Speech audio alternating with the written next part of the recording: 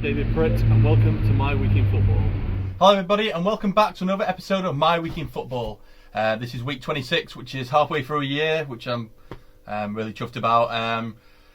Managed to get a few games in this week, 4 games, which it's not bad. I found out about one last minute, so that was great to actually get to that.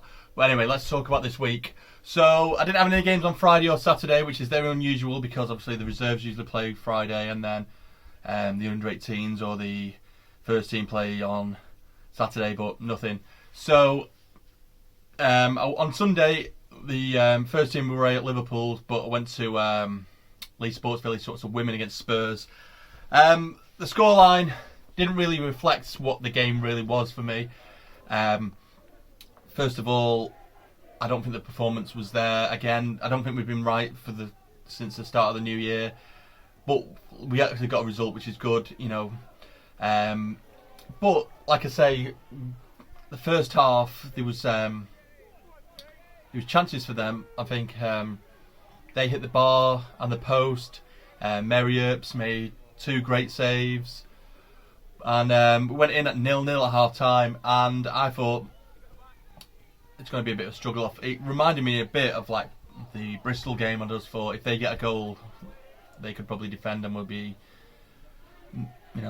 struggling really. But in the 58th minute, or just before that, sorry, the ball comes in and Hayley Ladd's taken out in the box. Didn't really see what happened, but because I was following the ball, I think it was just off the ball, an incident, and the penalty was given. Katie Zellum stepped up and she scored a penalty as she usually does, pretty coolly, puts it away for 1-0, and brilliant really. And then not long after, Siggs was put in the middle, as a main striker again, and we had a corner. The ball floated in, comes to her, it like falls down to her feet, and then she pokes it in for 2-0. And it was great to see her get a goal because obviously leading scorer last season, she's one of our better players, and just what a confidence to be up, because I think she's probably our best striker really. I know Lauren James scores more goals, but Jess Woods is a proper striker. And after that, there was a free kick on the edge of the box in the 87th minute, and good distance out, and Zellum stepped up again, and it was really well taken free kick. Maybe the keeper could have done better, but it looked like it either just missed the wall or went round it, and it went in the bottom corner. Keeper didn't get to it, and that was 3-0, and we thought we'd wrapped it up, and that should have been it really. But Ella Toon came on, and I don't really know what happened, but there was a bit of a scuffle. You got to remember, it was very, very foggy that day. I should have mentioned that at the start. So visibility wasn't great. And on the other side of the pitch, there's a bit of a scuffle. Didn't really see what happened. And the referee gave a red card to Ella Toon, and I think gave a yellow to one of the Spurs players. And I still don't really know what happened. But hopefully that'll be cleared up. If we can ask someone at the game this week. But all in all, 3-0. Obviously you take the points, but I don't think the performance was that great. And I think hopefully we can start playing well, because we've got a massive game. Well, 2 massive games this week. But we'll talk about that later. Next game was the following day, Monday, at Altrincham. The under-17s were playing a friendly against Crewe.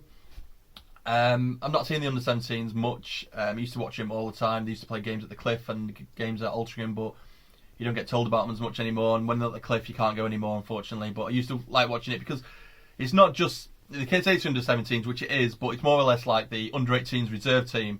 It's the players that are there or thereabouts getting into the under-18s team, and so you can kind of see the players that are there, and I enjoy watching it.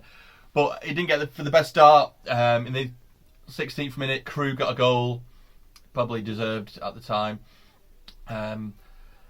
United were back and forth. It was a good game. Like I say, it was sometimes it was us, sometimes it was them, and in the 41st minute, Charlie Savage got a good goal. He got back level, and you're just hoping we go back in at half time and be level and sort of have the second half. But in the 45th minute, Crewe gets another goal, so they just on half time, so they go in 2-1. At the second half, I just thought Crewe were probably the better team, and they got a goal again, made it 3-1. And then Sam Mather, who came off the bench, he managed to get a goal back for us to make it 3-2. And after that, we looked like going forward, but it was a bit too little too late, and unfortunately we lost the game 3-2. But at the end of the day, these games are experience for players, getting game time and seeing what they're like. I mean, it was rolling subs. It wasn't like once the player came on and then came off, and then the substitution came back on. It's just the way it is. It's about experimental football and trying different things out. And yeah, it was a good game. Unfortunately, we lost, but I must say Charlie Savage really stood out. He looked a really good player. And then the following day, Tuesday, was a long trip. The under-18s were playing in Norwich away at Carrow Road in the FA Youth Cup in the fourth round, and we haven't been past the fourth round since I think it's 2014-2015 season. And like last season, we had a cracking squad, obviously Greenwood and playing like that in it, but we just couldn't do anything. So you're just hoping we win this game. If we did, we'd have a nice home leg against Leeds in the fifth round. So you're just hoping we win this. And to be fair, first half we were all over Norwich. We had a few chances. Hugo Worth had a couple, maybe three in fact, where he should have at least hit the target in one of them. Mark Helm had a chance that just went wide. Then Mengi as well, right at the end, he could have had a chance, but it wasn't to be. And it went in at 0-0, and I just hope that we get something, because we were playing that well that you just hope that it doesn't go the other way. But thankfully it didn't. We had a free kick at the edge of the box. Mark Helm took it. As he's taking the shot, it looked like the player dived in front of the ball, and the referee pointed to the penalty spot. Apparently he put his arm out and it was handball. And then so Charlie McCann steps up for the penalty, and cool as you like, more or less down the middle. I mean, if the keeper went the right way, it'd have been saved, but he didn't, and it looked like a cool penalty. Put us 1-0 up, and then the ball comes in, and Teden Mengi shoots. He's a centre back, remember, he shoots with his foot, and it hits the face of one of the Norwich defenders and goes out for a corner. And you just felt so gutted that he didn't get that goal, because he was such a rock at the back. He played brilliantly. He was taking the ball out from the back, going forward with it, amazing. But like I say, he won this corner. The ball's whipped in by Charlie Wellens, and Teden Mengi's on the end of it, heads it in. And I was just so delighted for him, because he really was brilliant that game. He deserved a goal, and he deserves everything he's been getting at the moment. Everyone, the praise he's been getting, I should say. Everyone's been finally seeing what a player this is. He's 17 now. He first played for the 18s when he was 15. He's just a real good player. And we end up winning that game 2-0 through to the fifth round against Leeds. A long journey though. Didn't get back till 2:30. Well, back where we get dropped off at 2:30. They probably didn't get back at home till 3 o'clock. But yeah, really worth it, because I've not been Carrow Road. That's one of the things. But watching the Youth Cup, something I love doing, and obviously getting the win and going into the fifth round. Next game was one I don't really want to talk about, but I suppose last two was Wednesday. Old Trafford, Manchester United in the Premier League against Burnley. And what can I say apart from we were shocking? We were shocking, but we had chances. I mean, Juan Mata had a chance in the first half. It's on the other end of the pitch. I don't know how he missed it. I think he just miskicked it. Martial had a chance. Dan James had a header that brilliantly saved. But a free kick comes in. It's flicked on. Harry Maguire's nowhere, not marking, and then Chris Wood just comes in and puts it in the back of the net. Really shocking defending. Puts them up, and after that was it really. I couldn't really see us getting back into it. Half time comes. Second half, and then Jay Rodriguez scores a cracking goal. I've heard reports afterwards that De Gea was out of position, but from where I was, it really was a good goal. But once they got their second, I didn't think we'd get anything out of it. It's just not the same United where you think, even at 2-0 down, 3-0 down, sometimes you used to think, we'll still get a point out of this, because we'll still get a win, but you just don't feel that anymore, unfortunately. There's a lot of animosity around the ground. People calling for the Glazers and Ed Woodward especially. There was no anti-Solskjaer things, which was good. But yeah, if things don't change soon, it's going to get really vile at United and Old Trafford soon. It's just not nice, the atmosphere, and it's not nice to watch. I was just sat in my seat. I stayed till the end. A lot of people didn't, and it was just empty, the stadium. It was just awful, and I don't know what the answer is, and I don't think a lot of people know what the answer is. And if someone had the answer, they'd be a very rich person, because they be employed and to sort it out. I just can't put my finger on it. It's just so bad at the moment.